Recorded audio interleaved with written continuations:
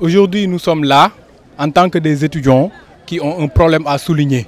Parce que vous savez que depuis le mois d'octobre de l'année 2017, on n'a pas perçu nos bourses.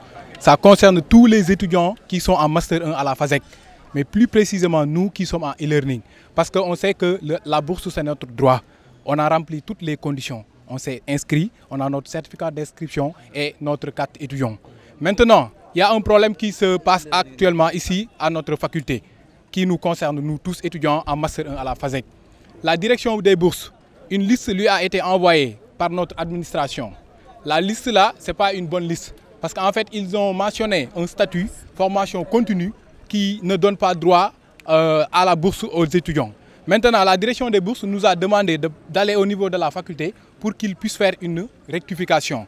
Maintenant, la faculté, nous les avons saisis, plus précisément l'assesseur. Il a fait les démarches nécessaires. La liste a été modifiée et a été envoyée par la faculté au niveau de la direction des bourses. Mais vous savez, il y a des démarches administratives qu'ils devaient faire et qu'ils n'ont pas respectées. C'est ce qui nous a amené aujourd'hui à cette situation. C'est-à-dire, lorsque la liste a été modifiée, ils devaient les envoyer au niveau de la DISI, c'est-à-dire la direction de l'informatique. C'est la DISI qui gère tout ce qui est informatique au niveau de l'UCAD. Maintenant, lorsque la FASEC a fait la modification, ils n'ont pas mis au courant la DISI. Maintenant, la direction des bourses a dit à la DISI de les envoyer une nouvelle liste qui a été modifiée par la FASEC pour voir la conformité entre les deux pour qu'ils puissent traiter nos états et nous payer au mois de juillet. Maintenant, la modification n'a pas été faite au niveau de la DISI. Donc, il n'y a pas une conformité entre les deux listes, c'est-à-dire la liste qui a été envoyée par la DISI et la liste qui a été envoyée par la FASEC.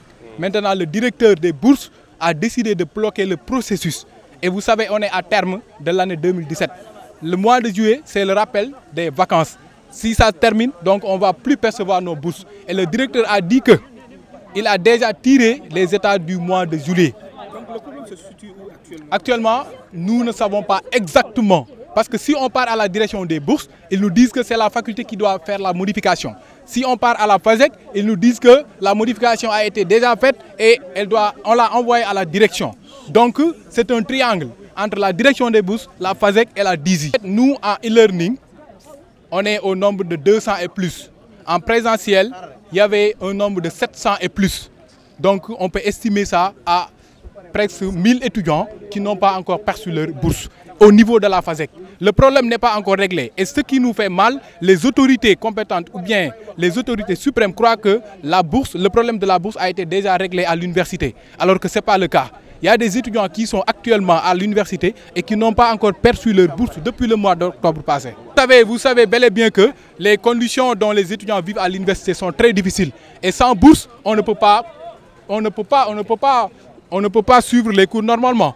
Il y a des étudiants qui ont quitté loin pour venir ici, les conditions sociales ne sont pas réunies. Donc sans la bourse, on ne peut pas étudier.